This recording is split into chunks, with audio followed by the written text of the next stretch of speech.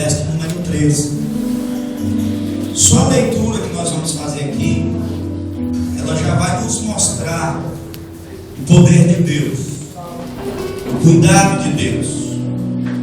E diz assim a palavra do Senhor: e Jesus, ouvindo isso, retirou-se dali no barco para um lugar deserto, apartado, e sabendo o povo, seguiu a pé desde as cidades. E Jesus, saindo, viu uma grande multidão, e possuído de íntima compaixão para com ela, curou os seus enfermos. E sendo chegado a tarde, os seus discípulos aproximaram-se dele, dizendo: o lugar é deserto. Diga comigo: deserto. E a hora já é avançada. Despede a multidão, para que vão pelas aldeias e comprem comida para si.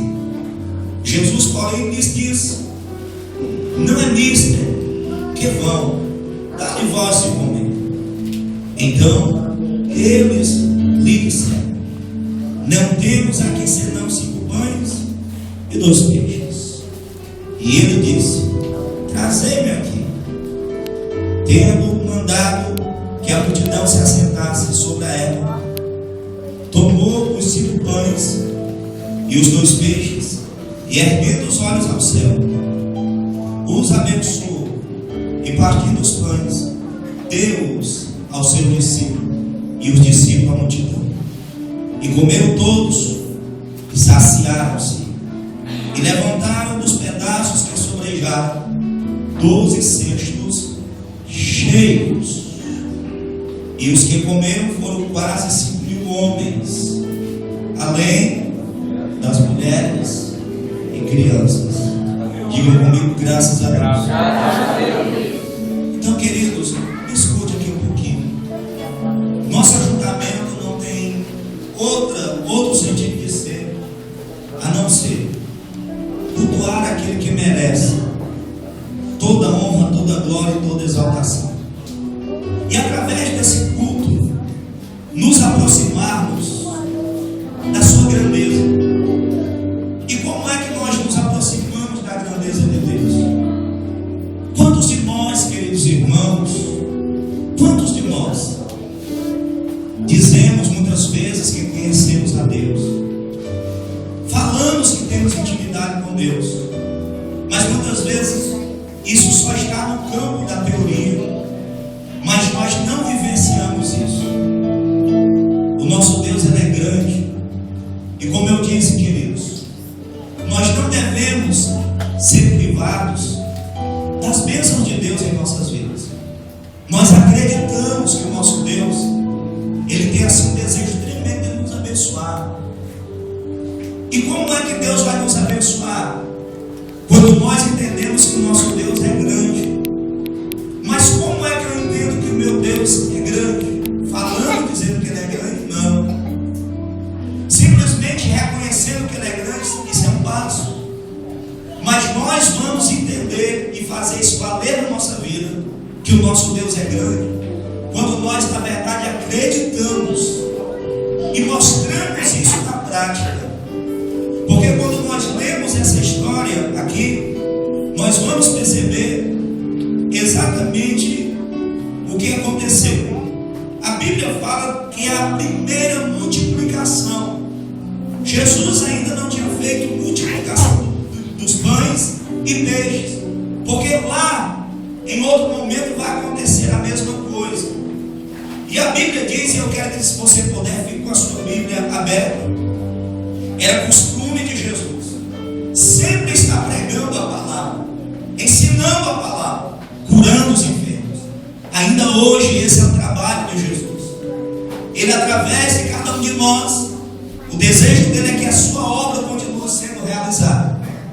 É por isso que ele disse: olha, vocês, no meu nome, irão fazer obras maiores do que essa. E qual é a obra maior que o cristão pode fazer? Dar continuidade àquilo que Jesus deixou para a sua igreja fazer. O poder de Deus, amados, está na igreja. O poder de Deus está na vida dos crentes. Mas eu preciso entender entender que esse Deus, a quem eu sirvo, a quem eu venero e a quem eu exalto, a quem eu digo que eu amo e que quero passar toda a eternidade com Ele, esse Deus é grande e esse Deus tem poder. Glória a Deus. Você acredita aqui que Deus tem poder? Levante suas mãos. Ele tem poder. E muitas vezes nós, como crentes na pessoa de Jesus Cristo, padecemos, porque só ficamos exatamente nas palavras. Nosso Deus é um Deus de desafios. O Deus a quem você serve é um Deus que gosta de ser desafiado. E Ele gosta que o seu discípulo entenda que desafio faz parte da vida do crente, da corrida do crente. A Bíblia diz que Jesus, saindo, viu uma grande multidão. No verso de número 14, as multidões sempre estavam com Jesus. E a Bíblia diz que ele foi possuído de íntima compaixão por elas. E a Bíblia diz que ele curou os enfermos. Ou seja, se você observar, você vai perceber que Jesus não mudou, segundo a Bíblia Sagrada. Hebreus 13:8 diz que Ele é o mesmo ontem, hoje e será eternamente. O Jesus que estava aqui nesse momento no deserto, com esta multidão, a Bíblia diz que Ele olhou para aquela multidão e sentiu por ela compaixão. E diz a Bíblia Sagrada que Ele curou os seus enfermos. Nosso Deus é um Deus de desafio. Eu não sei qual é a crise que você passa, eu não sei qual é a crise que você enfrenta, mas uma coisa eu sei: nós estamos nessa noite diante de um Deus, que é grande e que Ele pode fazer, a Bíblia diz, muito mais abundantemente, além daquilo que pedimos ou pensamos, segundo o poder que em nós opera. Aquela multidão, ela saiu à procura de Jesus e elas não estavam cientes do que iria acontecer, que ia ocorrer naquele dia. Mas Jesus sempre está um passo à frente, amados. Quando você pensa em orar, escute só, quando você pensa em orar, Jesus, Ele muitas vezes, dependendo dos casos, Ele já tem entrado com uma providência. Vou repetir de novo. Muitas vezes, quando você pensa em orar, em alguns casos, às vezes dias, horas e até meses, Jesus já tem entrado com a providência. Porque Ele sabe que no momento vai estar alguém desafiando o seu poder, porque acredita nele e sabe que o milagre vai acontecer. Repita comigo: nosso Deus é grande. Grande.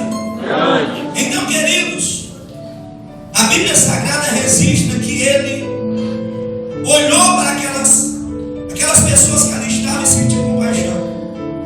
Mas o tempo passou. Jesus estava para fazer uma obra ali. Jesus estava para pregar a palavra, que era o ofício dele, que é o nosso ofício.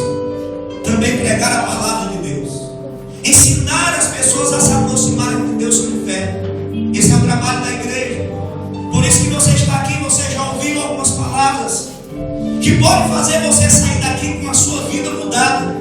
Porque não existe coisa pior na vida do que uma pessoa que diz que conhece a Deus e vive uma vida derrotada, e vive uma vida sem desfrutar a graça e o poder de Deus, e vive uma vida sem desfrutar da alegria do Senhor. Talvez você possa estar nessa condição e você diga: então não adianta eu estar aqui. Eu quero dizer que adianta sim, porque diz a Bíblia que a fé, ela vem pelo ouvir, e o ouvir a palavra de Deus.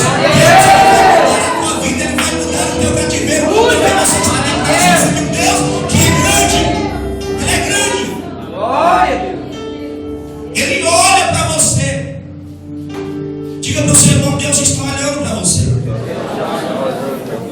Eu não sei o que você está passando, meu querido, mas sabe uma coisa: Deus tem compaixão de você. Quantos aqui acreditam em mudança? Levante a mão, por favor. Você acredita que Deus pode mudar? Mas não esqueça que desde o começo eu falei: o nosso Deus é é um Deus de desafios. Se você tiver coragem de desafiar a Deus, para entrar na presença dele com um propósito, e só parar esse propósito quando ele lhe responder, pode saber de uma coisa: você pode desistir, mas ele não desiste não. E se você não desistir, a vitória já está nas suas mãos.